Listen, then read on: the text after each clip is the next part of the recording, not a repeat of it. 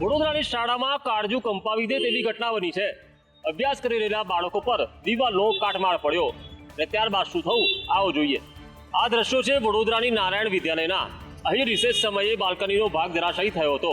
તેમાં 4 વિદ્યાર્થીઓ ભોગ બન્યા હતા। સદનસીબે કોઈનું મોત નીપજ્યું નથી, પરંતુ એક વિદ્યાર્થીને માથે ટાંકા આવ્યા છે। આ મામલે આજે વડોદરા પેરેન્ટ્સ એસોસિએશન દ્વારા જિલ્લા શિક્ષણાધિકારીને આવેદનપત્ર આપીને કડક કાર્યવાહીની માંગ કરી હતી। શાળાની દિવાલ પડવાની આ ઘટના બાદ ડીઈઓએ શાળા પાસે લેખિતમાં ખુલાસા માંગ્યા છે। સવા મહિના પહેલા જ સ્ટ્રક્ચર સ્ટેબિલિટી સર્ટિફિકેટ મળ્યું હતું, જે બાદ પણ આ દુર્ઘટના બની છે। એવામાં હાલ મ્યુનિસિપલ કોર્પોરેશન દ્વારા નારાયણ વિદ્યાલયને સીલ કરવામાં આવી છે। શાળા સંચાલકો પાસે તમામ કાગળ મંગાવવામાં આવ્યા છે। આ ઘટનાને લઈને વડોદરા પેરેન્ટ્સ એસોસિએશને પાયા અને નિષ્કર્ષની તપાસ થાય તેવી માંગ કરી છે। દ્વારકામાં મેઘ તાંડવના દ્રશ્યો જોવા મળ્યા। 24 કલાકમાં 18 ઇંચથી પણ વધુ વરસાદ વરસતા શહેર અને ગ્રામ્ય પંથકમાં જળબંબાકાર જેવી સ્થિતિ સર્જાણી છે। શુક્રવારે દ્વારકાને ગમરોળ્યા બાદ આજે પણ વહેલી સવારથી જ મેઘરાજાએ ફરી બેટિંગ ચાલુ કરી દીધી છે। દ્વારકામાં ભારે વરસાદથી લોકોને હાલાકી ભોગવવાનો વારો આવ્યો છે। રસ્તાઓ પર રીતસરની નદીઓ વહી રહી છે। ઉદ્યોગનગર, ગુરુગઢ ગામ, ભદ્રકાળી વિસ્તાર, રણજીતપુર ગામ, ભાટિયા, ઇસ્કોન ગેટ સહિતના વિસ્તારમાં પાણી ભરાતા લોકોને મુશ્કેલી વેઠવાનો વારો આવ્યો છે। અનેક રસ્તાઓ બંધ થતા વાહન ચાલકો અટવાયા છે। ભાટિયા ભોગાત હાઈવે તેમજ આસપાસના ખેતરો પાણીથી તરબોળ થયા છે। તો યાત્રાધામ દ્વારકામાં આવેલા આવડપરામાં વરસાદે ભારે તારાજી સર્જતા આવડપરા વિસ્તાર જળમગ્ન બન્યો છે। રહેણાંક મકાનમાં લોકોના ઘરમાં પાણી ઘૂસી જતા સ્થાનિકોનું રેસ્ક્યુ કરવામાં આવ્યું છે। ઘરો અને દુકાનમાં પાણી ઘૂસી જતા લાખોનું નુકસાન થયું છે અને હજુ પણ દ્વારકા પરથી સંકટ ટળ્યું નથી, કારણ કે હવામાન વિભાગે આજે પણ વરસાદનું રેડ એલર્ટ જાહેર કર્યું છે। દ્વારકા આખે આખું પાણીમાં ડૂબી ગયું હોય તેવા દ્રશ્યો જોવા મળી રહ્યા છે। સ્થાનિક નદીઓ ગાંડીતુર બની છે તો સ્થાનિક ડેમ છલકાતા આસપાસના વિસ્તારના લોકોને સચેત કરવામાં આવ્યા। યાત્રાધામ દ્વારકામાં વરસાદી આબ ફાટ્યું હોય તેવી હાલની સ્થિતિ જોતા લાગે છે। અવિરત અને અનરાધાર વરસી રહેલા વરસાદના કારણે ચોતરફ પાણી ભરાયેલા જોવા મળી રહ્યા છે। કલ્યાણપુર તાલુકાના ચૂર અને ચપ્પરને જોડતો માર્ગ હાલ બંધ થયો છે, કારણ કે અહીં ભારે વરસાદને કારણે સ્થાનિક નદીમાં ઘોડાપૂર આવ્યું છે। તેના કારણે અનેક રસ્તાઓ પણ બંધ થયા છે। તો અહીં ધોધમાર વરસાદના કારણે ભોગાત ગામની નદીઓ પણ ગાંડીતુર બની હોય તેવા દ્રશ્યો જોવા મળ્યા। નદીઓમાં ધસમસતા પાણીના ભયજનક પૂર આવ્યા। ભાટિયામાં ભારે વરસાદને પગલે એક વાહનમાં 2 લોકો તણાયા હતા। જોકે તાત્કાલિક એનડીઆરએફની ટીમ અને સ્થાનિક ટીડીઓ, મામલતદાર સહિતના અધિકારીઓ દોડી આવી બંનેને સહી સલામત બચાવી લીધા હતા। તો આવડપરામાંથી 9 લોકોનું રેસ્ક્યુ કરી સુરક્ષિત જગ્યાએ ખસેડ્યા હતા। છેલ્લા 2 દિવસથી દ્વારકામાં મેઘરાજાએ ધડબડાટી બોલાવી છે। ખેતરો જળબંબાકાર થયા છે તો સામાન્ય જનજીવન અસ્તવ્યસ્ત થયું છે। 48 કલાક વરસેલા અવિરત વરસાદને કારણે પોરબંદર હજુ પણ પાણીમાં છે। વરસાદ તો બંધ થઈ ગયો, તેમ છતાં પણ પાણી ઓસરવાનું નામ નથી લઈ રહ્યા। પોરબંદર જિલ્લામાં 48 કલાકમાં 25 ઇંચથી વધુ વરસાદ પડતા અનેક રસ્તાઓ અને વિસ્તારો પાણીમાં ગરકાવ થઈ ગયા છે, જેને પગલે શહેર અને ગ્રામ્ય વિસ્તારમાંથી સ્થળાંતરની કામગીરી કરવામાં આવતા લોકોની મુશ્કેલી વધી રહી છે। શહેરના મુખ્ય માર્ગો પર 2 દિવસથી પાણી ભરાયેલા છે। છાયા ચુકડી road, MG road, SVP road સહિતના માર્ગો પર પાણી ફરી વળ્યા છે। બોખીરા વિસ્તારમાં પણ હજુ ઘૂંટણસમાં પાણી ભરાયેલા છે, જેના કારણે જનજીવન પ્રભાવિત થયું છે।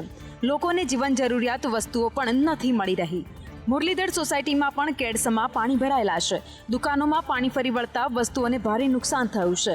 મંદિરો પણ પાણીમાં ડૂબી ગયા છે। તો પોરબંદર દ્વારકા હાઈવે પાણીમાં ગરકાવ થતા રાહદારીઓને પારાવાર મુશ્કેલી વેઠવાનો વારો આવ્યો છે।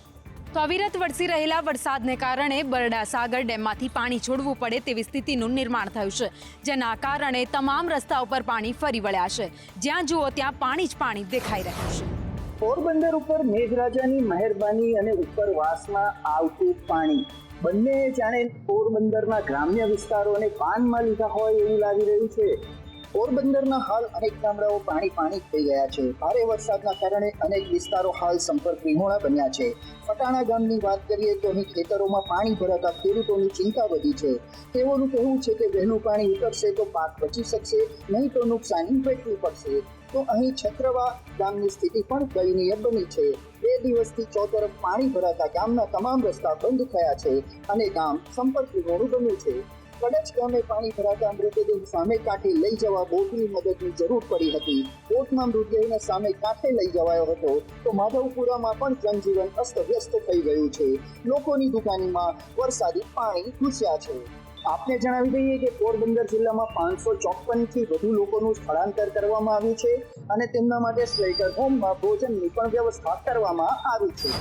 કુતિયાણામાં મેઘરાજાએ મહેર વરસાવાને બદલે કહેર વરસાવી હોય તેવા દ્રશ્યો સામે આવ્યા છે. ખેડ પંથકના 15થી પણ વધુ ગામો સંપર્ક વિહોણા બન્યા છે. સૌરાષ્ટ્રના મોટા ભાગના જિલ્લામાં છેલ્લા 2-3 દિવસથી અવિરત મેઘમહેર થઈ રહી છે. એવામાં કુતિયાણાની ભાદર નદીમાં ઘોડાપૂર આવતા ખેડ સંપર્ક વિહોણું થયું છે. ઉપરવાસના ભારે વરસાદના કારણે ભાદર 1 ડેમની સપાટીમાં સતત વધારો થઈ રહ્યો છે. વેણુ 2 ડેમ ઓવરફ્લો થતાં ડેમના 10 દરવાજા 8 ફૂટ ખોલવામાં આવ્યા છે.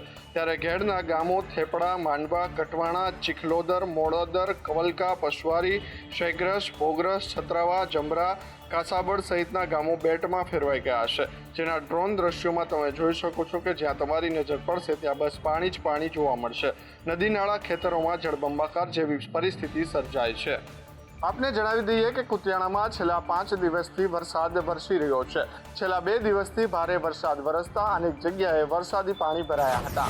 ગઈકાલ બાદ સૌરાષ્ટ્રમાં આજે પણ મેઘો મુશળધાર વરસી રહ્યો છે, ધમાકેદાર બેટિંગ કરી રહ્યો છે. ત્યારે જૂનાગઢ શહેરમાં આજે પણ મેઘાનું રૌદ્ર સ્વરૂપ જોવા મળ્યું. આજે વહેલી સવારથી જૂનાગઢ શહેરમાં ક્યાંક ધીમી ધારે તો ક્યાંક ધોધમાર વરસાદ વરસી રહ્યો છે. પરંતુ અવિરત વરસી રહેલા વરસાદને કારણે જળબંબાકાર જેવી સ્થિતિ સર્જાઈ છે.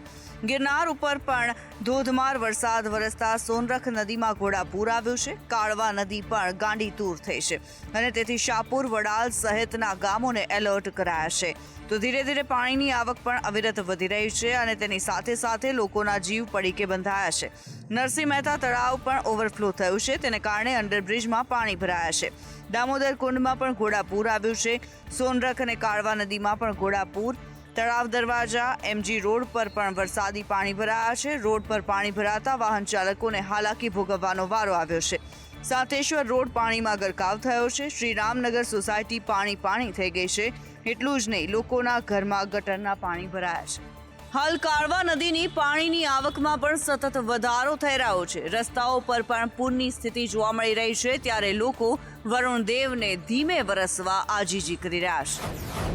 જૂનાગઢ શહેરની સાથે સાથે ગ્રામ્ય વિસ્તારમાં પણ વરસાદે બગડાટી બોલાવી છે. અનેક ગામો બેટમાં ફેરવાયા છે. જૂનાગઢમાં મેઘરાજાની તોફાની બેટિંગથી જિલ્લો આખો હાલમાં જળમગ્ન બન્યો છે. અનેક ગામોમાં હાલ બેહાલ થયા છે. માણાવદર 4 ગામ સંપર્ક વિહોણા બન્યા છે. ઉજ્જત નદીના પાણી 4 ગામોમાં ફરી વળ્યા છે. મટિયાણા, આંબલિયા ગામો સંપર્ક વિહોણા બન્યા છે. મટિયાણામાં પ્લોટ વિસ્તારમાં પાણી ભરાતા 50 લોકો ઘરોની અસર થઈ છે.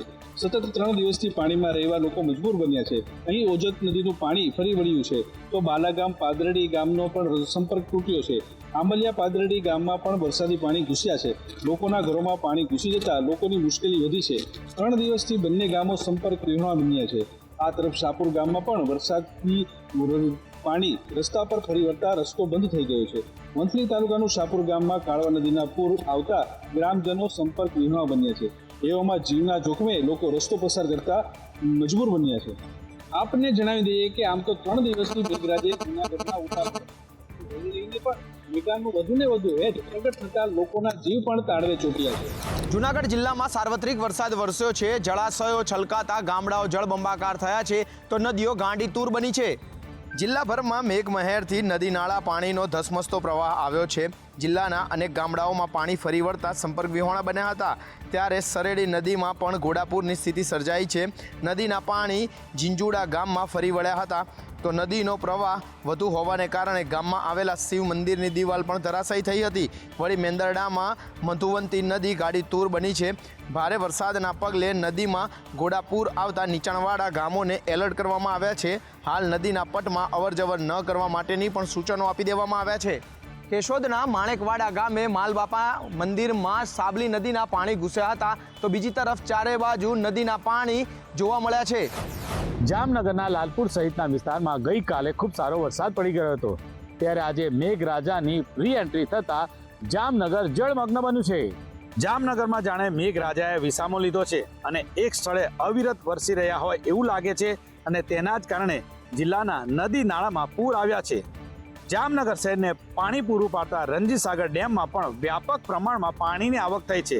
દરેડ સહિતના ગ્રામ્ય વિસ્તારમાં પડેલા વરસાદના કારણે દરેડ નજીક આવેલી રંગમતી નદીમાં ઘોડાપૂર આવ્યું છે.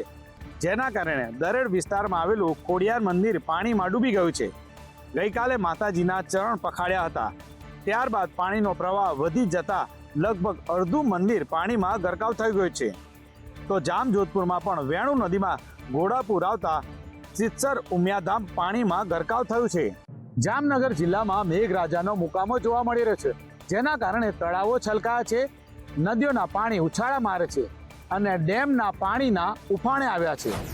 મહારાષ્ટ્રની રાજધાની મુંબઈમાં હાલ મુશળધાર વરસાદ વરસી રહ્યો છે. ભારે વરસાદે મુંબઈને જાણે બાનમાં લીધું હોય એવી સ્થિતિ સર્જાઈ છે. આગાહી પ્રમાણે મહારાષ્ટ્રના અનેક જિલ્લાઓમાં સવારથી જ ભારે વરસાદ પડી રહ્યો છે. વરસાદના કારણે માર્ગો પર પણ પાણી ભરાઈ જવાના દ્રશ્યો જોવા મળી રહ્યા છે.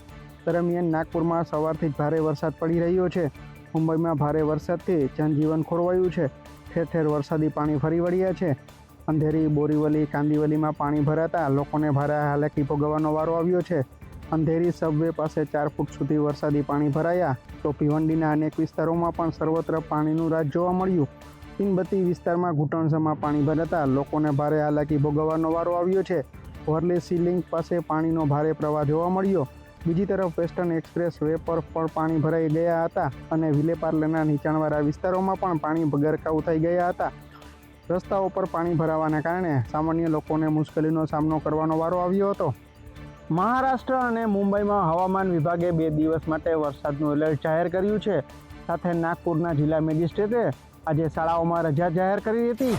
હાલમાં દેશમાં ઘણા રાજ્યોમાં વરસાદ પડી રહ્યો છે, જેના કારણે લોકોને ભારે હાલાકીનો સામનો કરવો પડી રહ્યો છે. ત્યારે કેરળમાં પણ વધુ વરસાદને કારણે લોકોને હાલાકી ભોગવવાનો વારો આવ્યો. કેરળના વાયનાડ જિલ્લાના પહાડી વિસ્તારોમાં ભારે વરસાદે પૂરની સ્થિતિ સર્જી છે. અહીં વરસાદે લોકોની મુશ્કેલી વધારી. ગઈકાલે ઘણા વિસ્તારોમાં ભારે વરસાદ પડ્યો. ખાસ કરીને ઉત્તર મલબાર જિલ્લાઓના પર્વતીય વિસ્તારોમાં ભારે વરસાદ પડ્યો હતો. ભારે વરસાદને કારણે અહીં સામાન્ય જનજીવન સંપૂર્ણપણે ખોરવાઈ ગયું છે. ઉત્તરી કેરળના વાયનાડ, કન્નૂર અને કાસરગોડ જિલ્લાના ઘણા ભાગોમાંથી પૂર અને વૃક્ષો ધરાશાયી થયા છે.